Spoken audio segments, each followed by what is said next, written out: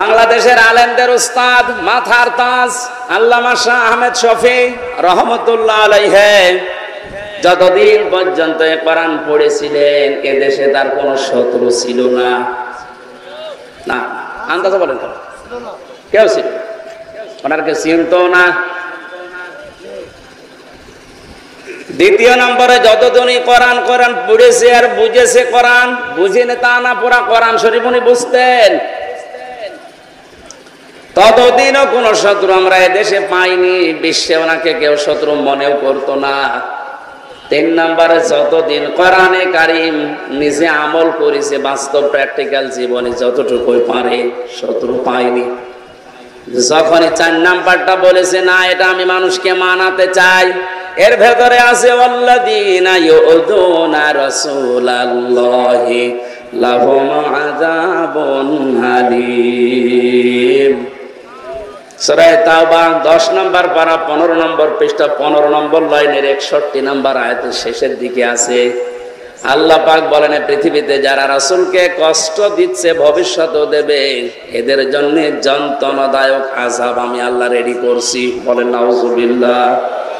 মানে যখন এইটা দেখেছিলেন যে নবীজির সম্মান নিয়ে সিনেমিনি খেলা হচ্ছে, না এটা আমি মানতে দেব না, এটা আমি মানুষকে মানাবো, তখনই তার নাম পাল্টিয়ে দিয়েছে তেতুল হুজুর।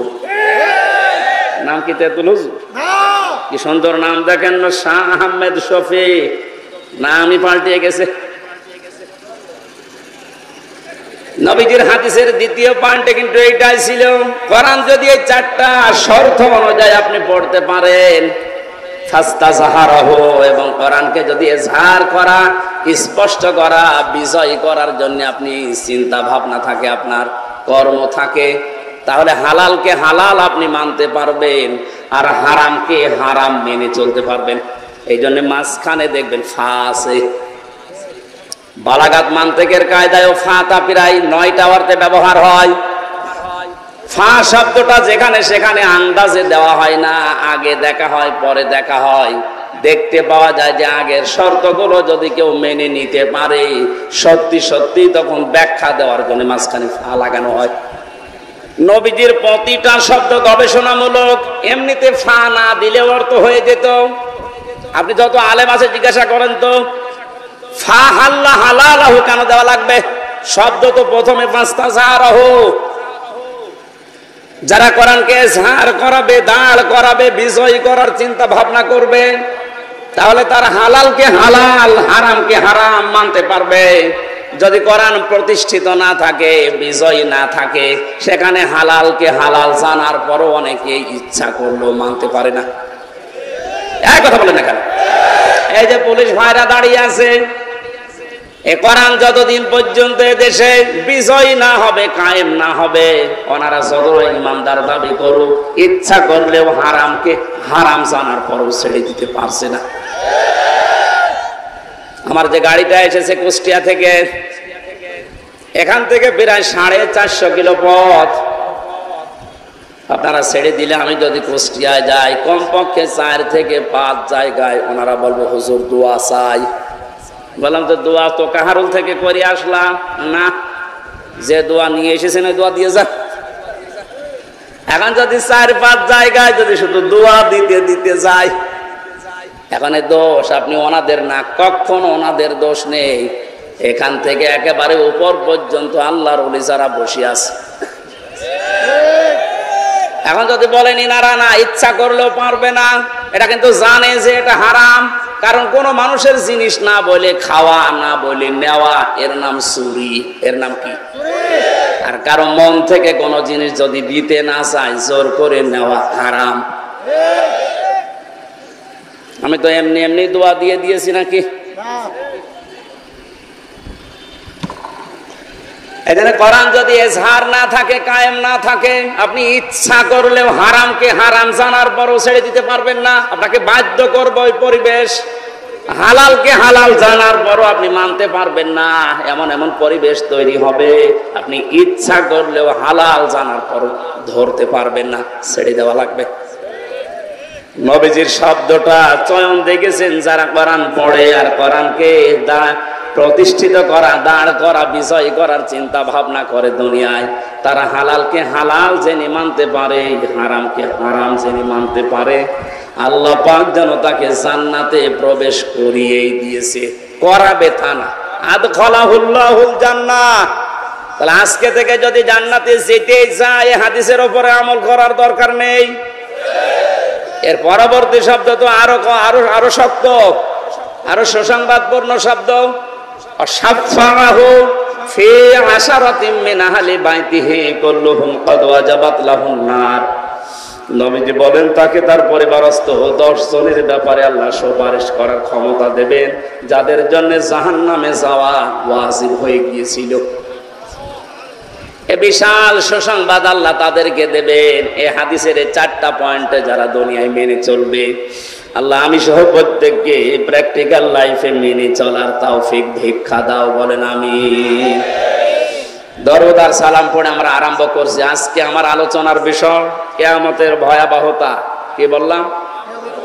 কঠিন অবস্থাপূর্ণ একটা দিন আমাদের সামনে অপেক্ষা করছে। মাস্ট বি, এটা আসবেই, নাকি আমাদের জীবনে বাদ দিয়ে? আল্লাহ রাব্বুল আলামিনের ভয়াবহতা বর্ণনা করতে গিয়ে সূরা মারেজে, সূরা হাক্কাতে, সূরা কারিয়ায় এত বড় কঠিন কঠিন কঠিন শব্দগুলো তিনি চয়ন করেছেন।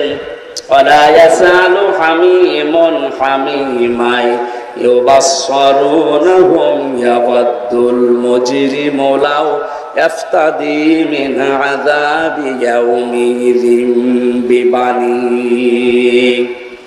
সেদিন বন্ধু বন্ধুর খোঁজ নেবে না, যদিও তাদেরকে সম্মুখে হাজির করা হবে। ইউবাসসারুনহুম, এটা আমার বন্ধু বিশ্ববিদ্যালয়ে থাকাকালীন আমরা এক জায়গায় ছিলাম, আপনাদের দিনাজপুরে শহরে বাড়ি। কোথায়? আমার বাড়ি কুষ্টিয়া। 5টা বছর ভার্সিটিতে একসাথে থাকার কারণে একটা মহাব্বত, ভালোবাসা তৈরি হয়েছিল। আমি জেলে ছিলাম 3 বছরের আগে, 1-1.5 বছর ওর সাথে আমার দেখা নেই।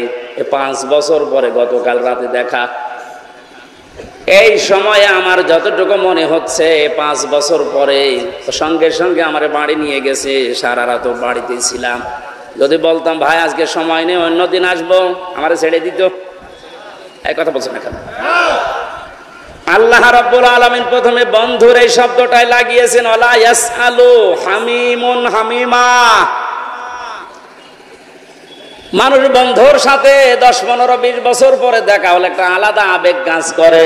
আল্লাহ ওই আবেগের জায়গাটায় আঘাত দিয়েছেন যে তোর ওই বন্ধুকে সম্মুখে হাজির করা হবে, কিন্তু সে তোকে চিনবে না। ইয়াবাদুল মুজরিমু লাউ ইফতাদি মিন আযাবি ইয়াউমিযিন বিবানি। কিয়ামতের ওই কঠিন অবস্থা থেকে বাঁচার জন্য এ মাহফুজ পর্যন্ত আমি হামজাকে আল্লাহর কাছে মুক্তিপণ বলবে দিয়ে দিলাম। তাকে নিয়ে নাও মুক্তিপণ হিসাবে, তুমি আমাকে বাঁচাও। শুধু হামজা না, সাহিবাতিহি ওয়া আখি, ওর বউকে দিতে চাইবে, ওর ভাইকে দিতে চাইবে, বলবে বউ ভাই সব দিয়ে দিলাম। অফাসিলাতি হিল্লাতি তৌবি, জ্ঞাতি গোষ্ঠী যারা তাকে আশ্রয় দিয়েছে রাজনৈতিক ভাবে, সামাজিক ভাবে, পারিবারিক ভাবে, তাদেরকেও বলবে আল্লাহ দিয়ে দিলাম। শেষ আয়াত আরো কঠিন। অমান ফিল আরদি জামিআন সুম্মা ইউজি। আল্লাহ পাক বলেন দুনিয়াতে যত কিছুর মালিক ছিল নামে বেনামে সব আমি আল্লাহকে বলবে আল্লাহ দিয়ে দিলাম, আমাকে বাঁচাও। সুম্মা ইউজি, এরপরও আমি নাজাত চাই।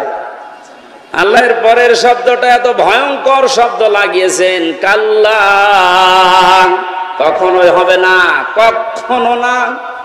এই যে যতগুলো মানুষকেও দিতে চাইলো মুক্তিপণ হিসাবে, আমি হামজা সহ, বউ সহ, ভাই সহ, জ্ঞাতি গোষ্ঠী, সন্তানাদি, দুনিয়ার সব সম্পদ সহ, আল্লাহ জবাব দিচ্ছেন কাল্লা, ইন্নাহা লাযা, তোকে আমি লাযা নামক জাহান্নামের যে দরজা আছে ওইটা দিয়ে প্রবেশ করাবো। বলেন নাউযুবিল্লাহ।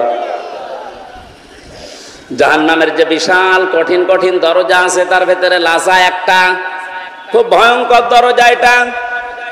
আয়াতের পরবর্তীতে আল্লাহ 2টা চরিত্রের কথা জানিয়েছেন, যাদের ভেতরে দুনিয়াতে এই 2টা গুণ থাকবে তাদেরকে লাযা নামক দরজা দিয়ে আল্লাহ নিজে জাহান্নামে প্রবেশ করাবে। নাযাআতাল লিশশাওয়া তাদউ মান আদবারা ওয়া তাওয়াল্লা ওয়া জামাআ ফাআওয়া। জাহান্নামে এলাকায় প্রবেশ করার পরে অবস্থা আল্লাহ বলেন কেমন হবে জানো? আগে চামড়া খসে পড়ে যাবে। দিনাজপুরের মুসলমানেরা, অন্য জাতির মানুষেরা কোন একটা ঘর আল্লাহ বানিয়েছে যে ঘরে প্রবেশ করলে চামড়া খসে যায়? এই সাধারণ ঘর বলেন। আমি 3 বছর আগে যেখানে রিমান্ডে ছিলাম 10 দিন, ওনাদের যে সিস্টেম গুলো, যে যে অপরাধ করে তাকে ওই রকম জায়গায় নিয়ে শাস্তি দিয়ে কথা বের করে। পাশে যাকে নিয়ে গেল, আমি বললাম ভাই আপনার সাথে কি করেছে? বলে আমারে এমন জায়গায় নিয়ে গিয়েছিল যে এই সমস্ত নখ গুলো তুলে ফেলেছে। ওর মামলাও কঠিন, অস্ত্র নিয়ে ধরা পড়েছে। যারা মার্ডার মামলার আসামি আর আমার মতো একেবারে পটল চোর, মূল্য চোর, আমার আবার কি নেবে? তাও কিছু জিনিস আমার হাতে গিয়েছিল, এই যে এইগুলো দিয়ে বিভিন্ন জিনিস তোলা হয়। তারপরও তো আমার কোন জায়গার চামড়া ইনশাল্লাহ ওঠেনি। বলেন তো আল্লাহ কি ঘরের বর্ণনা দিলেন না? ও ঘরে প্রবেশ করলে আপনার চামড়া আগে খসে পড়ে যাবে। তার মানে চামড়া খসানোর অনেক জিনিস সেখানে আছে। যে 2টা গুণের কথা আল্লাহ আয়াতে দিয়েছেন, যারা সত্যকে সত্য জানার পরে এতবার করে, মুখ ফিরিয়ে চলে যায়, অহংকার করে, এটা তো মুসলমান না। অন্য জাতির লোক যারা আছেন, সত্যকে সত্য জানার পরে আপনার মুসলমান হওয়া লাগবে তা না। আপনার বিবেক আছে, আপনি তো মানুষ।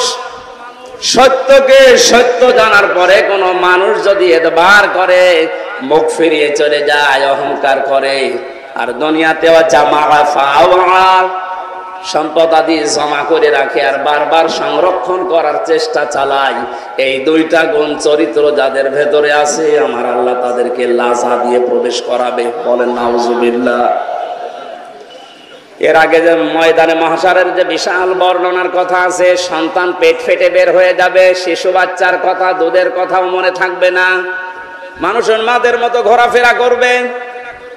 এ কঠিন কঠিন বর্ণনা দিতে গিয়ে আমার আল্লাহ বলেন কিয়ামতে এই বাস্তবতায় আমি বিচার ব্যবস্থাকে 3টা শ্রেণীতে ভাগ করব। আল্লাহর বিচার ব্যবস্থা 3 শ্রেণীতে। কয় প্রকার? বলেন বলেন। সূরা বাকারার 281 নম্বর আয়াত আমরা পড়েছি। আয়াতের ভেতরে আল্লাহ ওইটা জানাচ্ছেন, ওয়াত্তাকু ইয়াওমান তুরজাউনা ফীহি ইলাল্লাহ। তোমরা ভয় করো। শুধু হামজা একা না, ওয়াত্তাকু বহুবচন, এটা সবাই মিলে ভয় করো। ইয়াওমান, ওই দিনকে, যে দিনের বর্ণনা এতক্ষণে 4-5 মিনিট দিলাম। এত বড় কঠিন ভয়াবহ অবস্থা আল্লাহ ওই দিনে বানাবেন। আমরা যেভাবে গণনা করি 1 2 3 4 5 6 খামসিনা আলফা সানা মিম্মা তাউদ্দুন, আল্লাহ বলেন কিয়ামতের একটা দিন হবে দুনিয়ার হিসাবে 50,000 বছরের মতো লম্বা। এ বিশাল দিনে মানুষ দাঁড়িয়ে থাকবে, সূর্যটা আসবে মাথার আধা হাত উপরে, তামা হয়ে যাবে মাটি, টকবক করে ফুটতে থাকবে মগজ, নাক কান দিয়ে বয়ে বয়ে পড়বে। পুরা ময়দানে একটাই মাত্র আওয়াজ থাকবে, পানি চাই। কি চাই? 42 ডিগ্রি 43 ডিগ্রি চলছে। এই কারণে প্রতিদিন 4-5 কেজি করে অনেকে পানি খাচ্ছে। তারপরও এটা কত দূরে সূর্যটা, তখন আসবে মাত্র আধা হাত বা 1 বিঘত উপরে। এ কঠিন অবস্থাতে মানুষ একটাই আওয়াজ দিতে থাকবে সারা ময়দানে, পানি চাই, পানি চাই, পানি চাই। আল্লাহ পাক বলেন ভয় করো ওই দিনটাকে, তুরজাউনা ফীহি ইলাল্লাহ, যেদিন সবাইকে আমি আল্লাহর কাছে ফিরে যাওয়া লাগবে। সুম্মা তুওয়াফা কুল্লু নাফসিন মা কাসাবাত ওয়া হুম লা ইউজলামুন, প্রত্যেককে তার উজরত পারিশ্রমিক পরিপূর্ণ করে দেওয়া হবে, কারো উপরে আমি আল্লাহ জুলুম করব না। বলেন সুবহানাল্লাহ। এবার আমরা আয়াতের তাফসীরে প্রবেশ করছি। আপনারা আছেন তো নাকি সাপের কাহিনী শুরু করব? আপনি তাফসীর কোরআন মাহফিল লিখে দিয়েছেন, এর জন্য আমরা এইদিকে আগাচ্ছি। ঘড়িটা খুলে এখানে রাখ, আজান দিয়ে দিয়ালে আবার বলেন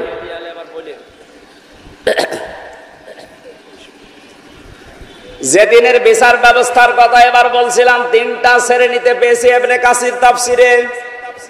এক নম্বরে মহান আল্লাহ বিচারের ব্যবস্থা যেটা বানিয়েছে, আল্লাহর বিচার ব্যবস্থায় কোনো অবিচার নেই। জবাব দেবেন বললাম ছাত্রের মতো, আল্লাহর বিচার ব্যবস্থায় কোনো অবিচার। আরো জোরে বলেন, আল্লাহর বিচার ব্যবস্থায় ন্যায় বিচার করলে সবাই ধরা খাবে। এই ভাই, এটা ঠিক বুঝে বলেছে? আমি বললাম কোনো অবিচার নেই, ন্যায় বিচার করলে কেউ বাঁচবে না, সবাই ধরা খাবে। এটা ঠিক আছে? তো কি বিচার করবে বলেন? ন্যায় অবিচার নেই, ন্যায় বিচার করলেও বাঁচবে না, কি বিচার করবে? আল্লামা ইমাদউদ্দিন রহমাতুল্লাহ আলাইহি তাফসীর করতে গিয়ে আয়াতের ইয়াউমান এই শব্দের ব্যাখ্যায় ভয়াবহতা আগে তিনি উল্লেখ করেছেন। এরপরে বলেন আল্লাহর বিচার ব্যবস্থায় অবিচার নেই, ন্যায় বিচার করলে তো বাঁচবেন না। আল্লাহর বিচারে একটা জিনিস আছে, উনি যদি দয়া করে মাফ করে দেয় বাঁচা যাবে। কি বুঝলাম? প্রথমে আল্লাহর বিচারে কোনো অবিচার, ন্যায় বিচার করলে কেউ বলেন বলেন কেন? যদি বলেন ন্যায় বিচার করলেও বাঁচব না, মানে একটা ঘটনা এখানে আমি তাফসিরে দেখেছি। আল্লাহর নবী বলেন, বনি ইসরাইলের এক লোক 1000 বছর হায়াত পেয়ে 1000 বছর সে ইবাদতে ছিল।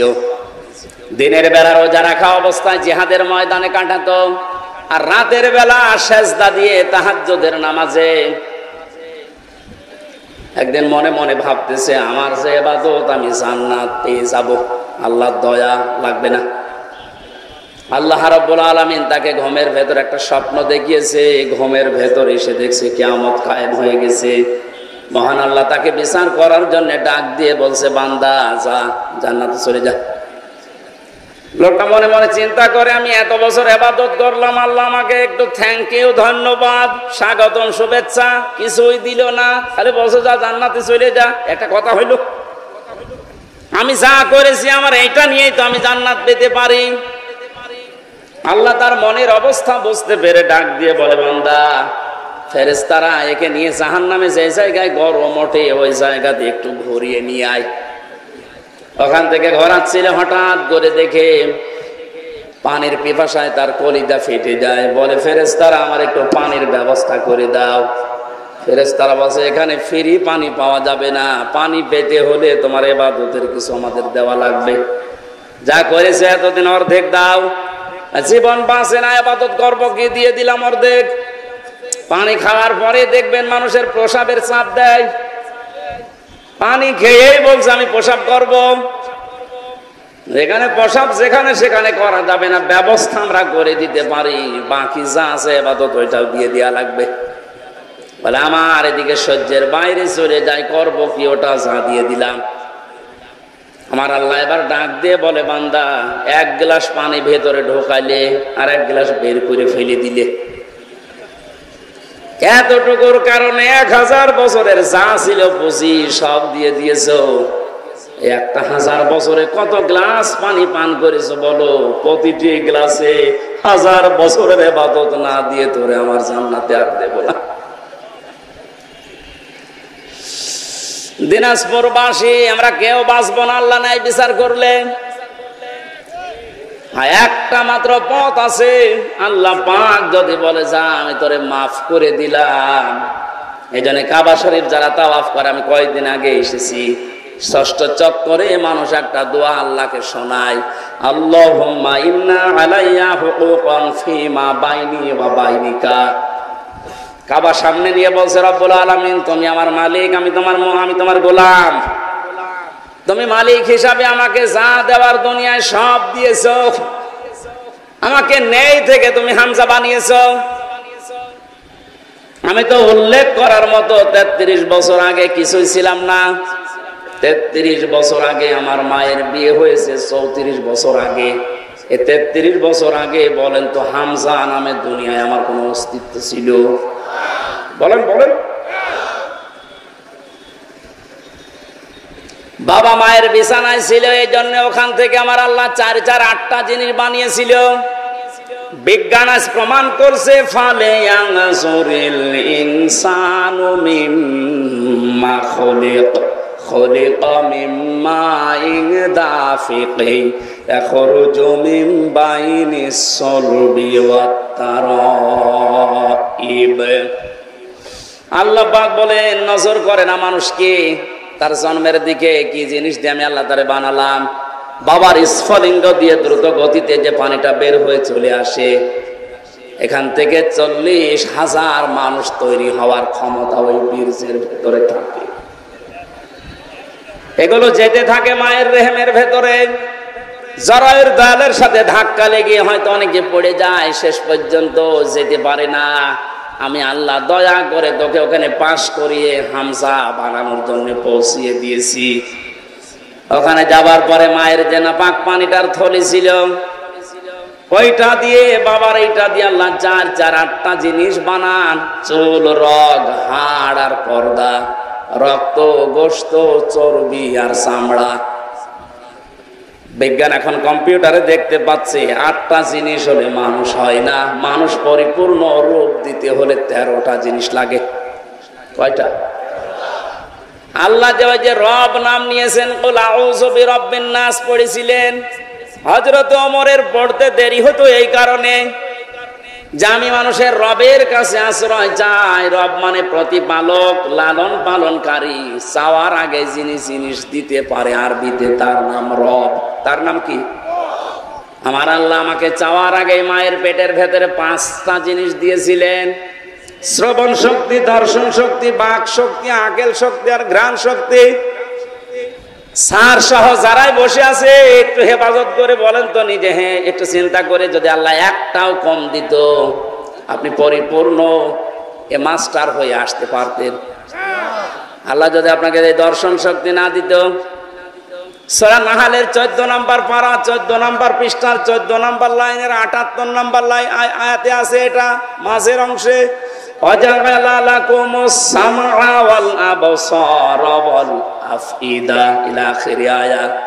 আল্লাহ তাআলা বলেন শ্রবণ শক্তি, দর্শন শক্তি, বাক শক্তি, আকেল শক্তি, ঘ্রাণ শক্তি, এই 5টা জিনিস আমি নিজে তোরে দিয়েছি। একটা বারের জন্য তোর চিন্তা আসে না যদি আমি তোরে একটা না দিতাম? তুই দুনিয়ায় আসতে কিন্তু অপূর্ণাঙ্গ হয়ে, মানুষ তোরে কানা বলতো। যদি এই দর্শন শক্তি, শ্রবণ শক্তি না থাকতো, আপনাকে মানুষ কালা বলে ডাকতো। যদি বাক শক্তি আল্লাহ না দিত, আপনি বোবা হয়ে আসতেন, মানুষ বোবা বলতো। এরকম বোবা আসে না দুনিয়ায়? এই জন্য কাবার সামনে নিয়ে বলা লাগছে, আল্লাহ আমি তো নেই থেকে পর্যন্ত এসেছি, তুমি আমাকে যা দেওয়ার সবই দিয়েছো, কিন্তু তুমি তো আমার মালিক, আমি তোমার সার্ভেন্ট, ভৃত্য, গোলাম, দাস, বান্দা যাই বলেন, আমি তো তোমাকে কিছুই দিতে পারলাম না। আজ তোমার ঘরে এসেছি সে বাংলাদেশ থেকে, কাবার সামনে নিয়ে বলছে, মালিক আমার একটা পুঁজি আছে, তুমি আমার মাফ করে দাও। সর্বশেষ এইটাই বলা লাগে। কিয়ামতে আল্লাহর বিচার ব্যবস্থায় কিন্তু আল্লাহ শেষ পর্যন্ত এইটাই আমাদের কাছে, যিনি অবিচার তো করবেন না, ন্যায় বিচার করলে প্রত্যেকে আমরা ধরা খাবো। বাঁচার একটা মাত্র পথ আছে, আল্লাহ তুমি আমাকে মাফ করে দাও। এই জন্য বিশ্বনবী প্রতিদিন আল্লাহর কাছে মাফ চাইতেন কম পক্ষে 100 বার। কতবার? এখন দিনের 5টা বাজে, আমি হামজা সহ কত মানুষ এখানে আল্লাহর ওলি বসে আছি, 100 বার না, আল্লাহর কাছে সারা দিনের ভেতরে 10-12 মাফ চাইনি। কথা বলেন এখন। আজকে থেকে আমলটা আমি সহ প্রত্যেকে আরম্ভ করবেন, সময় পেলেই বলবেন আল্লাহুম্মা গফিরলি অথবা আস্তাগফিরুল্লাহ, আস্তাগফিরুল্লাহ। পৃথিবীতে সবচাইতে বেশি খুশি হয় আল্লাহ এই শব্দটা শুনলে। মানুষ যখন বলে আস্তাগফিরুল্লাহ, আস্তাগফিরুল্লাহ, আল্লাহ আমি ক্ষমা চাই, আমি ক্ষমা চাই, ফেরেশতাদেরকে দিয়ে আল্লাহ বলে হামজার দিকে তাকা, নিষেধ করেছিলে বানাতে, অথবা না দেখে দেখ আমার কাছে এমনিতেই ক্ষমা চাইতে আছে। এই আমলটা আমি সব প্রত্যেকে যেন আমাদের প্র্যাকটিক্যাল লাইফে করতে পারি, বলেন আমিন। আল্লাহ রাব্বুল আলামিন যে দিনের বর্ণনা দিচ্ছিলেন কিয়ামতের এই ভয়াবহতায়, যে বিচার ব্যবস্থার কথা শুনলাম, আমি আবার বলছি, আল্লাহর বিচারে কোনো অবিচার বলেন না কেন? ন্যায় বিচার করলে কেউ বাঁচবে? বাঁচার একটা পথ আছে, আল্লাহর ক্ষমা। আল্লাহর বলেন বলেন তাফসিরে কাবীরের ভেতরে বেশি আল্লাহ রাব্বুল আলামিন বিচার ব্যবস্থা যখন শুরু করবেন, তার এই সিস্টেমে প্রতিটি মানুষকে আল্লাহ তিনটা পর্যায়ে ডাকবেন। প্রথম নাম্বারে মানুষকে আল্লাহ ডাকবেন স্রেফ একা একা। কয়জন করে? যারাই বসে আছি প্রত্যেকে আয়াতের সাথে আজকে থেকে জীবন মিলাবেন। অনেক ভ্রান্ত ধারণায় রংপুর বিভাগে আছে। অনেকেই মনে করে কিয়ামতের দিন আমার পীর সাহেবের সাথে মিছিল দিতে দিতে উঠব। এটা চট্টগ্রাম আর বরিশাল আর সিলেট এই সমস্ত বিভাগের মানুষগুলোর ভেতরে বদ্ধমূল বেশি বিশ্বাস। ওরা অভাবে মানুষকে বোঝায় যে কিয়ামতে এক একটা মানুষ, অনেক পীর সাহেব উঠবে লক্ষ লক্ষ মুরিদ নিয়ে, তখন আমিও তার পেছনে স্লোগান দিতে দিতে যাব, আমার চিন্তা নেই। অথচ এটা যে ডাহা মিথ্যা কথা, কোরআনের পুরা বিরুদ্ধে। সূরা মরিয়ম 16 নম্বর পারা 10 নম্বর পৃষ্ঠা 15 নম্বর লাইনের 95 নম্বর আয়াতে আছে, ওয়াকুল্লুহুম আতিহি ইয়াউমাল কিয়ামাতি ফারদা। আল্লাহ পাক বলেন কিয়ামতের ময়দানে প্রতিটি মানুষকে আমার বিচার ব্যবস্থার সামনে আসা লাগবে স্রেফ একা একা। কয়জন করে? বলেন বলেন। তাহলে যারা পীর সাহেবের সাথে উঠবে মিছিল দিতে দিতে, এটা সত্য কথা না বানানো? এটা পুরাটা বানোয়াট কথা, আপনাকে ধোঁকা দিয়ে বোকা বানিয়ে রাখছে। কারো উপর ভরসা না, কিয়ামতে আপনাকে স্রেফ একা একা ওঠা লাগবে।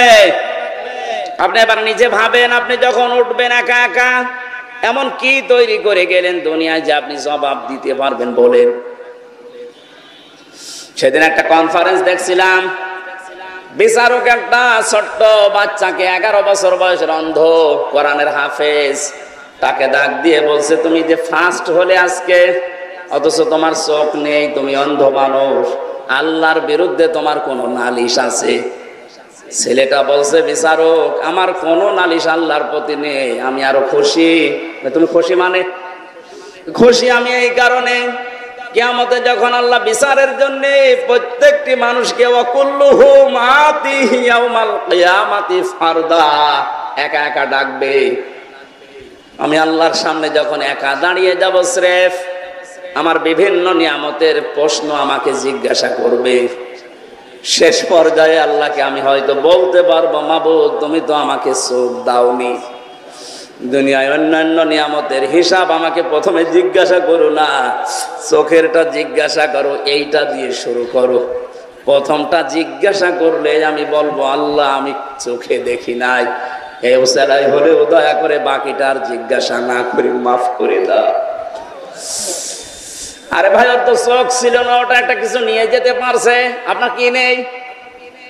বলেন আপনার কি নেই? আপনি কি নিয়ে দাঁড়াবেন?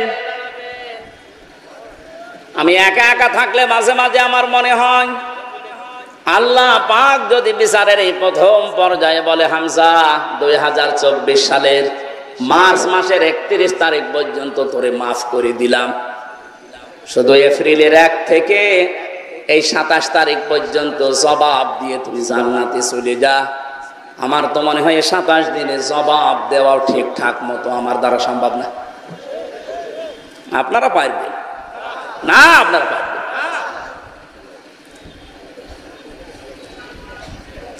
আমি হাসির খোরাকে দেয়নি, চিন্তার খোরাকে দিয়েছে।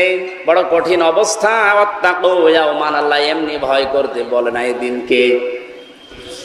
দ্বিতীয় অবস্থায় আল্লাহ এবার আর একা ডাকবে না কোনো মানুষকে।